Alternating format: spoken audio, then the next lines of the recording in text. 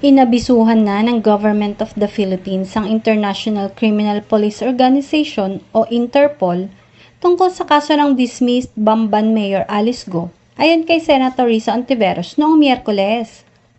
Nakaalis umano si Go sa Pilipinas noong nakaraang buwan sa gitna ng dumadagdag na kaso niya at nasa Indonesia na ngayon. Batay sa impormasyon mula sa DFA, ang mga Philippine passport ni na Alice Go at kanyang mga kapatid na sina Wesley at Sheila at Cassandra Ong ay naiulat na rin sa Philippine Center on Transnational Crime at Interpol para sa nararapat na aksyon. Samantala, kinumpirma naman ni Secretary of Justice Jesus Crispin Remulla ang mga report na ang mga kasama ni Alice Go na sina Sheila Go at Cassandra Leong ay nasa kustodiya na ng mga otoridad ng Indonesia. Sinabi rin ni Remulla na ibabalik sina Sheila Go at Ong sa Pilipinas dahil mukhang may pandarayang nangyari kung paano sila nakakuha ng passport.